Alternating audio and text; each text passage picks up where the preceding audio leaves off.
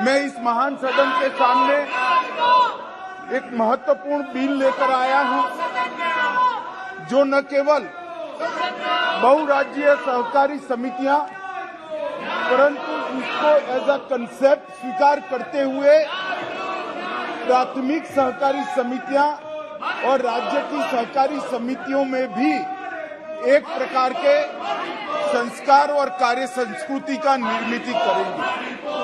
माननीय अध्यक्ष जी, जब से देश आजाद हुआ तब से सहकारी क्षेत्र के अंदर काम करने वाले सभी कार्यकर्ता यह चाहते थे कि सहकारी क्षेत्र को केंद्र सरकार की ओर से तवज्जो दी जाए। सहकारी क्षेत्र को तवज्जो देने के लिए भारत सरकार में सहकारिता मंत्रालय अलग बनाया जाए। मैं आज देश भर की 8 लाख सहकारी समितियां, करोड़ों किसान और 60 करोड़ ग्रामीण गरीबों की ओर से प्रधानमंत्री जी का धन्यवाद करना चाहता हूं कि इन्होंने सहकारी मंत्रालय की स्थापना की।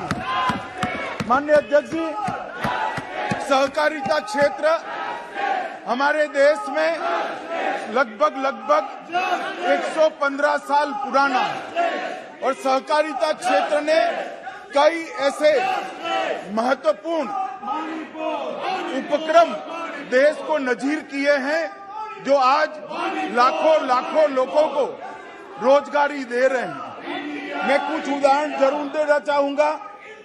अमूल हमारा गुजरात का एक सहकारी उपक्रम जो दूध उत्पादकों का राज्य सरकार फेडरेशन है, उसमें आज 36 लाख बहनें हर रोज दूध देकर 58,000 करोड़ रुपए का व्यापार करती है। और मैं इस बात पर भी सदन का ध्यान आकर्षित करना चाहता हूं कि 58,000 करोड़ का व्यापार वाला जो ये उपक्रम है, वो उपक्रम में किसी ने 100 रुपये से ज्यादा पूंजी नहीं लगाई है। सिर्फ 100 रुपयों की पूंजी से 58,000 करोड़ रुपए का उपक्रम बना है। इसी तरह से क्रिप्को पहले लिज्जत था। इस प्रकार कई बड़े बड़े उपक्रम देश में सहकारिता माध्यम से चले, परंतु विगत 75 साल में न सहकारिता आंदोलन पर कोई ध्यान दिया गया, न उसके कानूनों में पुनर्रचना का सार्वजनिक रूप से चर्चा हुआ, न देश की संसद में राष्ट्रीय स्तर पर और राज्य स्तर पर सहकारिता आंदोलन को बदलने के लिए मंथन किया गया। मोदी जी ने सहकारिता मंत्रालय नया बनाने के बाद मैं विश्वास से कह सकता हूं कि आने वाले 25 साल में, मतलब जब देश आजादी की शताब्दी मना रहा होगा, तब सहकारिता आंदोलन फिर से पुरजोश तरीके से देश के विकास में अपना योगदान देगा। माननीय अध्यक्ष, ये 2 साल में सहकारिता आंदोलन में आमूलचूल परिवर्तन करने का काम प्रधानमंत्री नरेंद्र मोदी जी के नेतृत्व में हुआ है। सबसे पहला काम पैक्स, जो पैक्स सहकारिता आंदोलन की आत्मा होती है, वो पैक्स को पुनर्जीवित करना, वो पैक्स को वायबल करना, पैक्स के अंदर पारदर्शिता लाना और पैक्स को बहुआयामी मल्टी डायमेंशनल बनाने के लिए ढेर सारे प्रयास किए हैं। अगर पैक्स में पारदर्शिता लानी है, पैक्स को आधुनिक बनाना है, तो उसकी सबसे पहली जरूरियत थी कि पैक्स का कंप्यूटराइजेशन किया जाए। माननीय अध्यक्ष जी, ये मंत्रालय बनने के बाद पहली कैबिनेट नोट मोदी जी ने हमारे मंत्रिमंडल में अप्रूव की। 63,000 पैक्स को 2500 करोड़ रुपया देकर संपूर्ण भारत के पैक्स का कंप्यूटराइजेशन करने का काम किया है। और मैं ये कहना चाहता हूं माननीय अध्यक्ष जी, पैक्स के कंप्यूटराइजेशन से पैक्स डिस्ट्रिक्ट कोऑपरेटिव बैंक के साथ जुड़ेंगे, स्टेट कोऑपरेटिव बैंक के साथ जुड़ेंगे और साथ में नाबार्ड के साथ भी सीधा उनका जुड़ाव हो जाएगा। ऑडिट की प्रक्रिया संपूर्ण रूप से ऑनलाइन होगी और सिस्टम इंटीग्रेटर फाइनल होने के बाद पैक्स कई प्रकार के नए व्यवसायों में जुड़ेंगे, जिससे इसकी वायबिलिटी में बहुत बड़ा फायदा होना चाहिए। माननीय अध्यक्ष जी, हमने दूसरा काम किया, पैक्स के लिए एक मॉडल बायलॉज बनाकर सभी राज्यों को भेजा गया। जैसे पैक्स राज्य सरकार के सहकारिता कानून में आते हैं, परंतु सहकारिता मंत्रालय ने एक मॉडल कानून बनाया और सभी राज्यों को एडवाइजरी के रूप में भेजा। मुझे आनंद है कि बंगाल और केरल छोड़कर सभी राज्यों ने इसको स्वीकार कर लिया और आज देश भर के पैक्स एक ही कानून से मान्यवर चल रहे हैं। पैक्स अब डेयरी भी बन पाएंगे, पैक्स अब मछुआरा समिति भी बन पाएंगे और पैक्स ढेर सारे काम करेंगे। माननीय अध्यक्ष जी, हमने अब एफपीओ जो पहले private limited company, partnership company और प्रोप्राइटरशिप तक सीमित था, अब पैक्स एफपीओ का भी काम करेगा और 1100 पैक्स एफपीओ के नाम से रजिस्टर हो चुके हैं। माननीय अध्यक्ष जी, मोदी जी ने एक प्रकार से 13 करोड़ गरीबों को गैस का सिलेंडर दिया है। ढेर सारे सिलेंडर देने के कारण बहुत सारी वितरण करने वाली संस्थाओं की जरूरत खड़ी हुई है। अब पैक्स नए बायलॉज के हिसाब से एलपीजी का वितरण का काम भी पैक्स कर पाएंगे। माननीय अध्यक्ष जी, मोदी जी देश के 60 करोड़ गरीबों को प्रति माह प्रति व्यक्ति 5 किलो अनाज फ्री ऑफ कॉस्ट दे रहे हैं। इस रिटेल आउटलेट पर भी अब पैक्स का अधिकार होगा और पैक्स रिटेल आउटलेट भी बन पाएंगे। माननीय अध्यक्ष जी, नरेंद्र मोदी जी ने 60 करोड़ लोगों के लिए जेनरिक दवाइयों के दुकानें खोली है, जिसको जन औषधि केंद्र के नाम से पूरा देश जानता है। ये जन औषधि केंद्र पहले पैक्स नहीं चला पाते थे, अब पैक्स जन औषधि केंद्र भी चला पाएंगे। माननीय अध्यक्ष जी, रुपे क्रेडिट कार्ड पहले पैक्स और डिस्ट्रिक्ट कोऑपरेटिव बैंक के लिए नहीं था, अब विगत महीने जो निर्णय हुआ है, इससे रुपे क्रेडिट कार्ड और डेबिट कार्ड दोनों पैक्स के मेंबरों को दिए जाएंगे। माननीय अध्यक्ष जी, मोदी जी ने 60 करोड़ गरीबों के लिए हर घर में नल से जल का कार्यक्रम किया है। नल से जल तो पहुंचाएंगे, मगर ये यंत्रणा को अगर नियमित रूप से कोई मेंटेन नहीं करता है तो जल आपूर्ति आबाद तरीके से नहीं चल सकती है। जल आपूर्ति को आबाद तरीके से चलाना है तो एक पानी समिति चाहिए जो गांव की पानी की वितरण की व्यवस्था को मेंटेन करे। अब पैक्स ये पानी समिति बनकर वितरण व्यवस्था का भी काम करेंगे।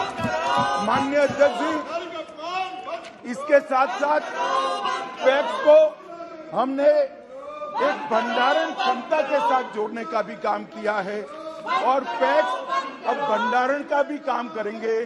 जो एफसीआई किराए पर लेगी तो गांव का अनाज गांव में ही भंडारण होगा और गांव में ही गरीब के घर में वितरित होगा। तो इससे पैक्स को एक नए प्रकार की इनकम का फायदा होने वाला है।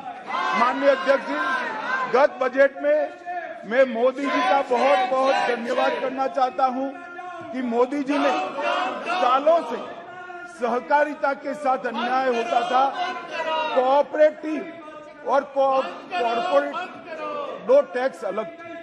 मोदी जी ने और वित्त मंत्री जी ने गत बजट में सहकारिता समितियां और कॉर्पोरेट कंपनियों के टैक्स को एक प्लेटफॉर्म पर लाने का काम किया है। सहकारी समितियों के आयकर पर लगने वाले अधिभार में कटौती कर दी गई है। आयकर अधिनियम की धारा 369 एसटी के तहत नगद लेन देन में भी 2 लाख तक की परमिशन दी है, जो पहले 20,000 तक हुई थी। माननीय अध्यक्ष जी, सहकारी बैंकों को जो कठिनाइयां पड़ती थी, मैं अर्बन कोऑपरेटिव बैंक की बात करता हूं, इसको वन टाइम सेटलमेंट करने का अधिकार अब राष्ट्रीयकृत बैंकों की तरह ही कोऑपरेटिव बैंकों को दे दिया गया। इसके साथ साथ नई 10% नई ब्रांच अगर खोलनी है तो रिजर्व बैंक की कोई परमिशन लेने की जरूरत नहीं।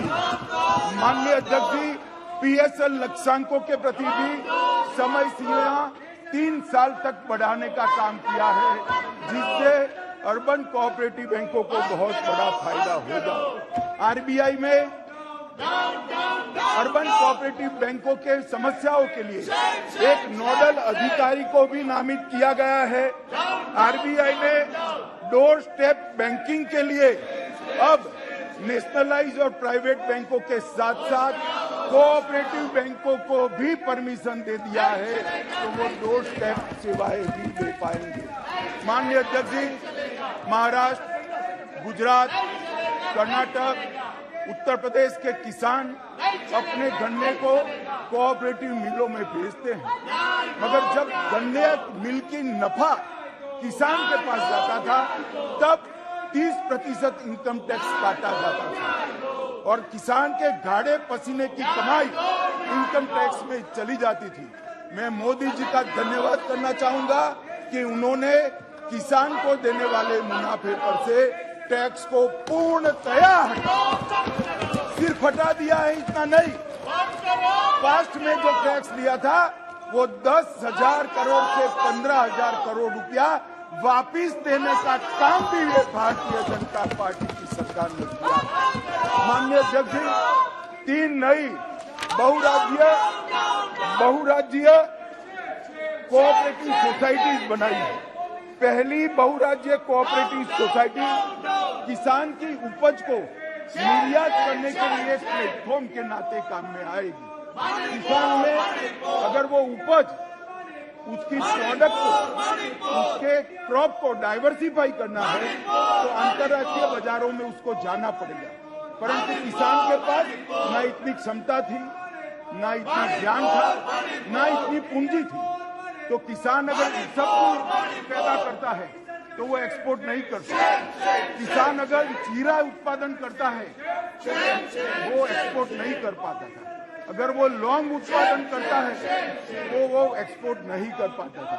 वो इलायची उत्पन्न करता है तो एक्सपोर्ट नहीं कर पाता। ये निर्यात समिति एक किसान का 100 किलो से ज्यादा जो भी मटेरियल होगा उसको एक्सपोर्ट करने का प्लेटफॉर्म बनेगी और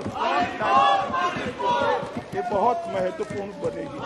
इसके साथ साथ हमने एक और सहकारी समिति बनाई है जो बीजों के उत्पादन में छोटे किसानों को जोड़ेगी। अब तक बीज के उत्पादन में बड़े किसान ही जुड़ पाते थे, परंतु अब सहकारी समिति की प्राथमिक सहकारी समिति के माध्यम से ये बहुराज्यीय बीज उत्पादक सहकारी समिति 1 एकड़ या आधा एकड़ का किसान को भी बीज उत्पादन के साथ जोड़ेगी और मल्टीनेशनल कंपनियों के साथ वो सहकारी समिति सारी फॉर्मेलिटी करेगी। माननीय अध्यक्ष जी, मोदी जी ने खाद के प्रयोग को कम कर करोड़ों हिंदुस्तानियों और दुनिया भर के स्वास्थ्य को ठीक करने का बीड़ा उठाया है। धरती के स्वास्थ्य को भी ठीक करने का बीड़ा उठाया है। इसलिए ऑर्गेनिक क्रॉप बढ़ रहा है, प्राकृतिक खेती बढ़ रही है। एग्रीकल्चर प्रोडक्ट में फर्टिलाइजर का उपयोग कम हो रहा है, मगर आज किसान प्राकृतिक खेती तो करता है, परंतु इसको अपनी प्रोडक्ट का उचित दाम नहीं मिलता है। तो एक नई सहकारी समिति भारत सरकार ने बनाई है जो ऑर्गेनिक प्रोडक्ट का देश और दुनिया में मार्केटिंग कर किसानों को उचित भाव दिलाने का काम करेगी। हमने सहकारी कोऑपरेटिव सोसाइटी चीनी मिलों को एनसीडीसी के माध्यम से 10,000 करोड़ रुपए का लोन देकर इथेनॉल संयंत्र लगाने का भी हमने फैसला किया है।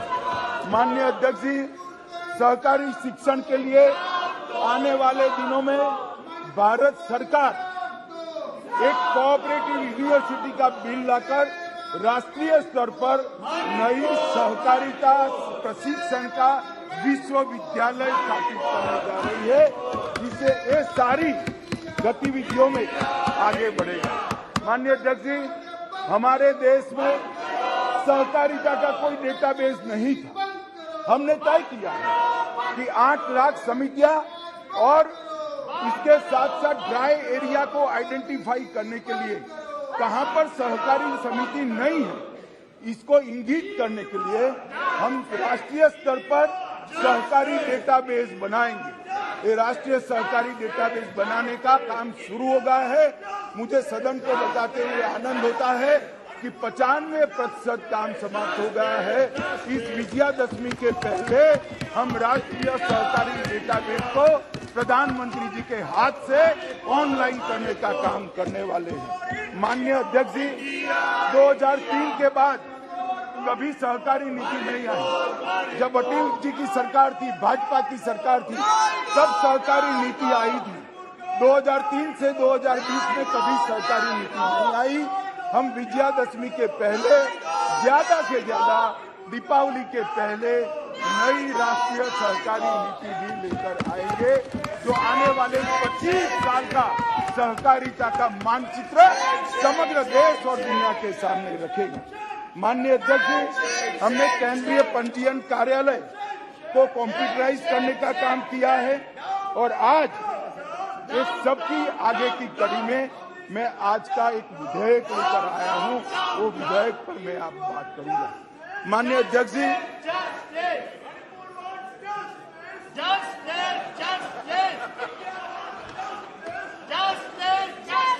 जोर से बोलो, जोर से।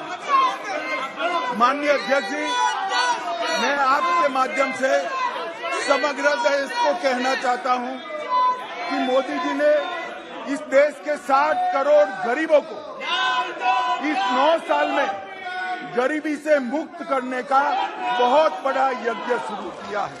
ये कांग्रेस पार्टी का नारा था, गरीबी हटाओ।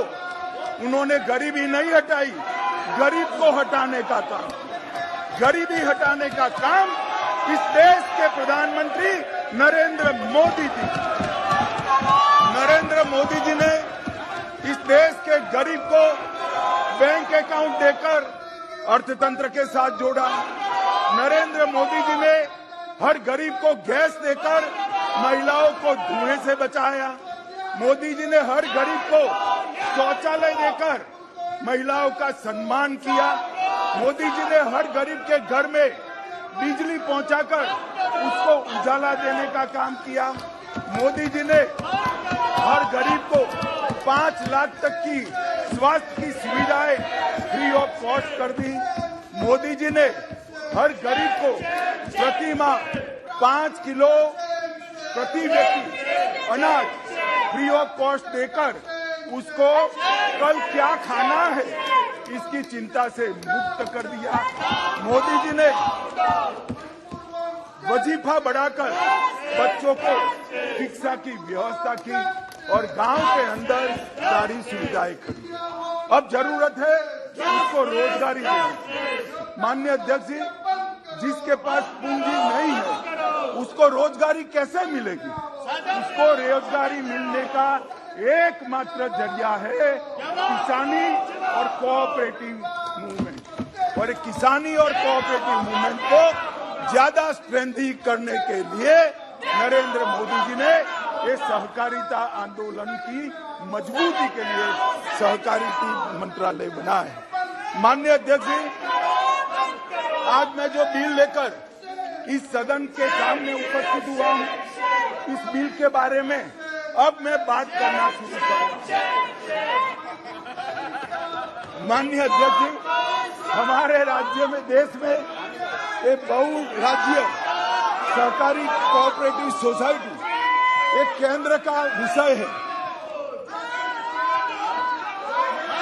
माननीय अध्यक्ष जी, हमारे देश में एक बहुराज्यीय सहकारी समिति केंद्र का विषय है। माननीय अध्यक्ष जी, सालों से 97वां संविधान संशोधन अटल जी कर गए थे, मगर किसी ने 97वें संशोधन को लागू नहीं किया।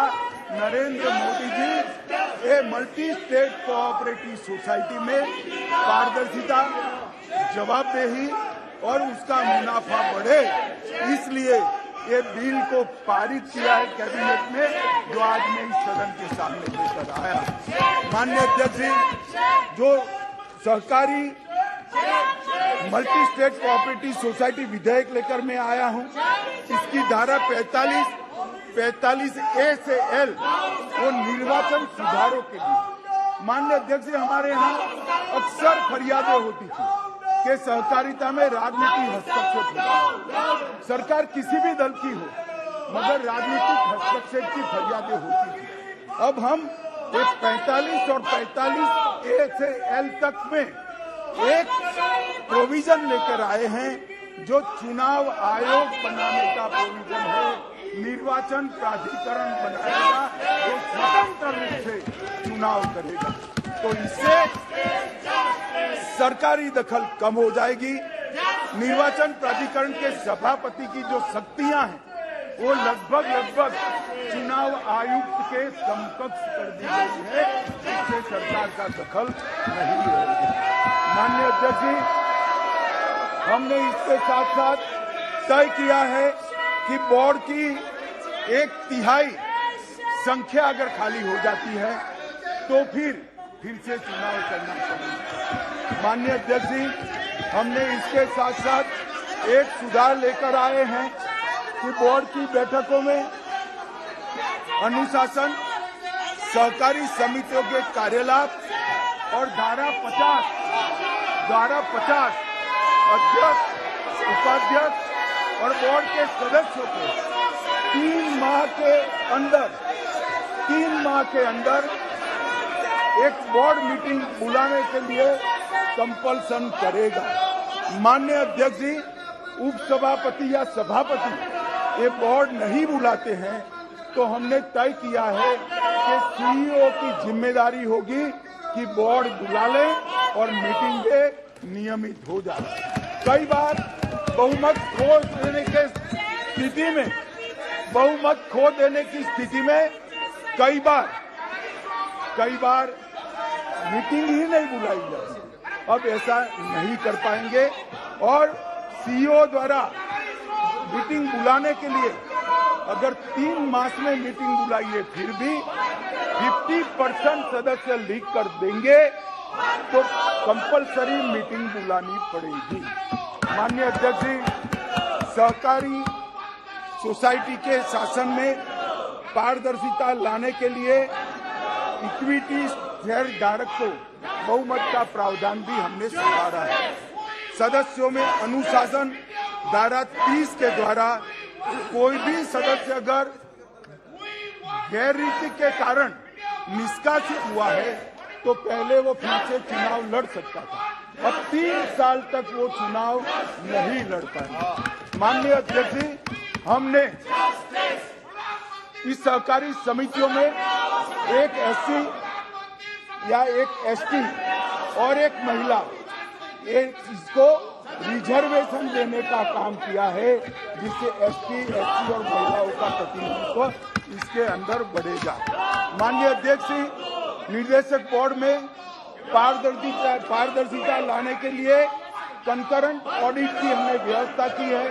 500 करोड़ से ज्यादा जिसका टर्नओवर है, वो सारी सहकारी समितियों को कंपलसरी कंकरेंट ऑडिटर रखना पड़ेगा और वो ऑडिटर आरबीआई की पैनल से ही रख पाएंगे।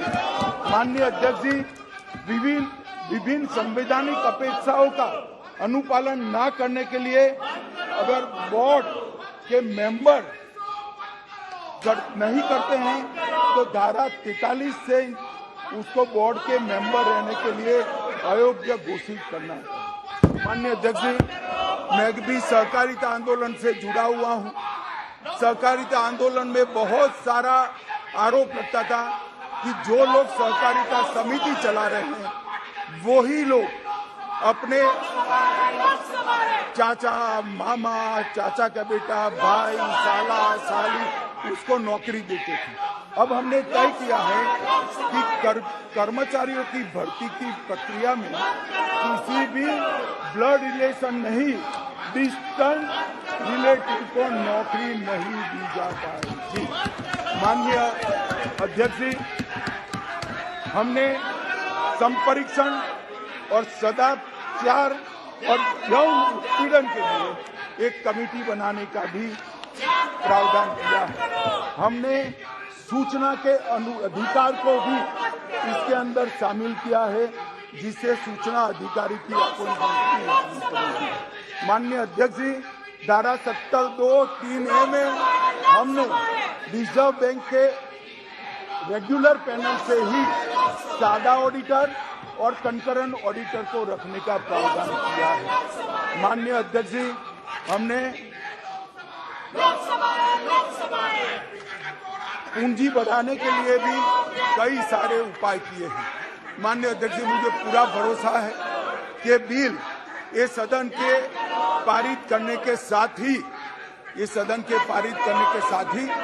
देश के सहकारिता आंदोलन में एक नए युग की शुरुआत होगी और बहुत बड़ा परिवर्तन आने वाले दिनों में होगा। मैं समझ सकता हूं अभी जो नारे लगा रहे हैं उनको ना सहकार में इंटरेस्ट है, ना सहकारिता में इंटरेस्ट, ना दलितों में इंटरेस्ट है, ना महिलाओं के कल्याण में इंटरेस्ट है। तो उनके नारे लगाना बहुत स्वाभाविक है।